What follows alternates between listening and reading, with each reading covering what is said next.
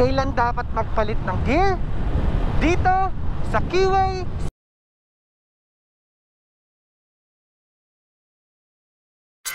Nandito tayo mga bigan sa Sariaya, Quezon, no? Pauwi tayo ng Laguna.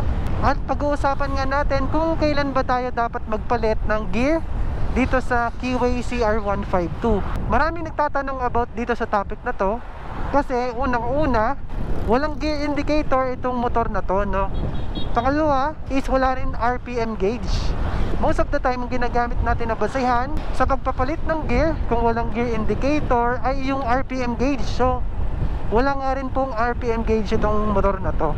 Kailangan mo talagang kabisaduhin yung motor mo, kung gigil na ba siya o kung nangangatal na, at dun ka magbabase kung kailangan mo na magpalit ng gear o kung kailan ka magkakambyo. Ang una natin kailangan malaman is itong Keyway CR152 is 5 gears lang.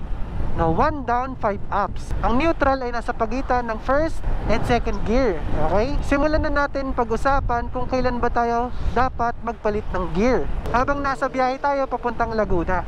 So, I think nandito na tayo sa papuntang Candelaria na ata to, di ko alam. Ang una ko ituturo sa inyo mga bigan ay yung minimum, no? Okay, dahil nga wala tayong RPM gauge, parang may bangga na ata dito. Pick up tsaka bus, tama ba? Pareho silang sumabay, pero kumanan agad yung bus. Eh, hindi niya alam, merong pick up sa kanan niya. Yun ang mahirap pag sumasabay ka sa mga mahahabang sasakyan tulad ng bus at truck. So, wag na kayong pupunta doon sa kanan niya, no?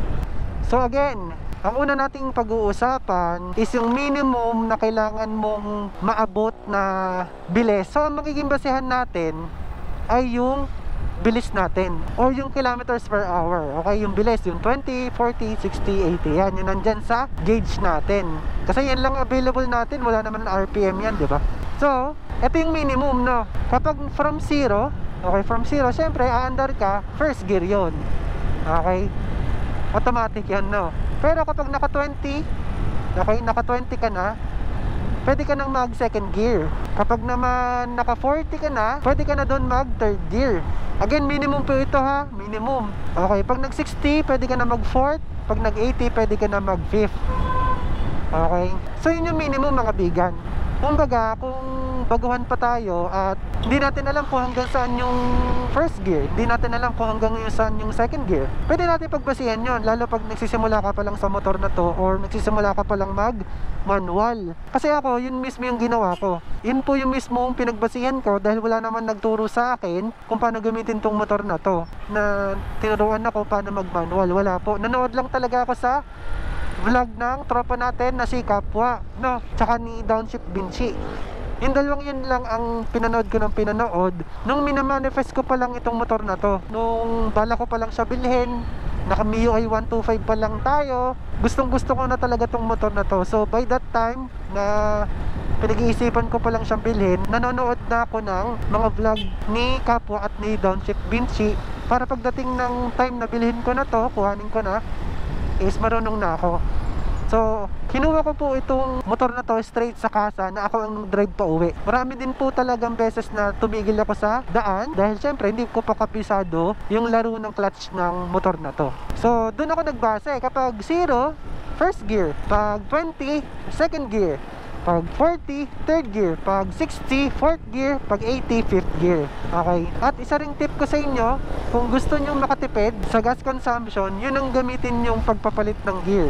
Okay. Kasi kapag nasa maximum tayo, which is yun yung tuturo ko sa inyo mamaya, malakas kumonsumo yun sa gas. Pero at the same time, yun yung pinaka-ideal, no, na pagpapalit ng gear.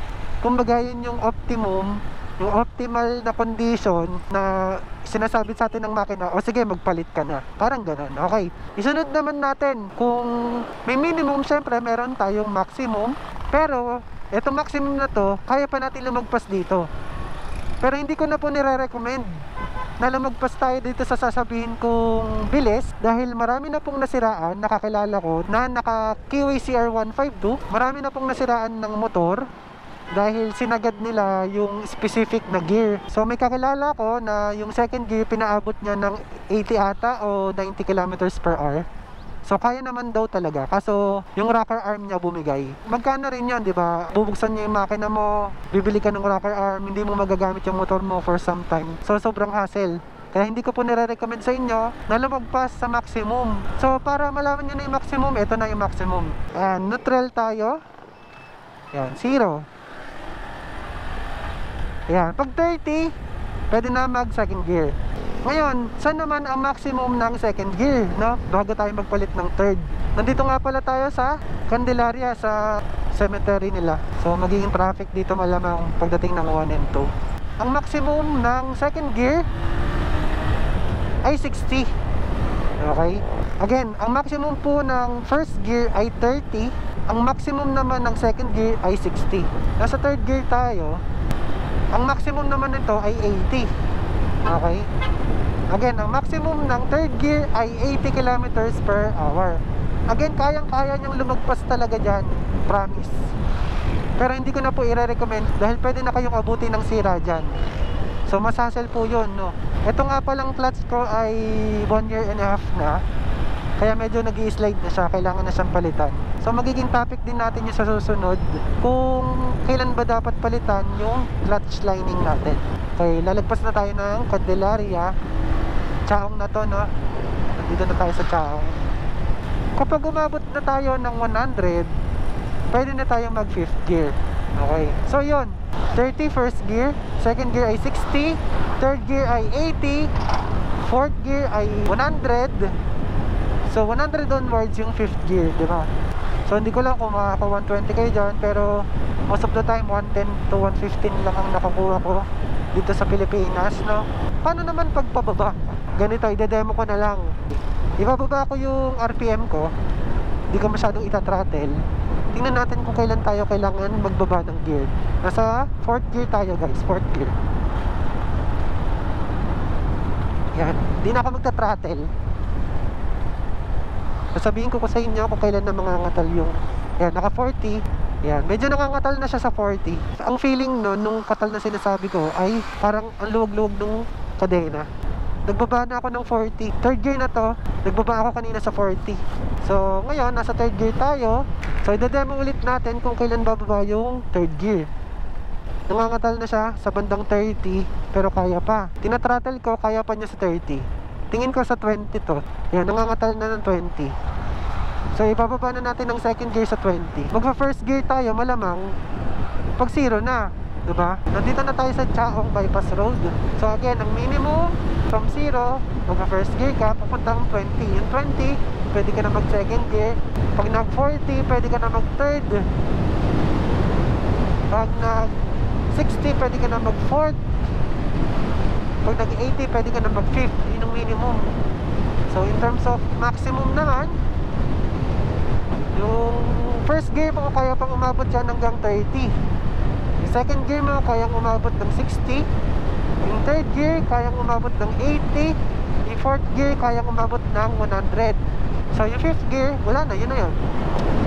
So pataas yun, no? Pag bababa naman, pag naka fifth gear tayo at umabot tayo ng 60 kilometers per hour, pwede na tayo mag fourth.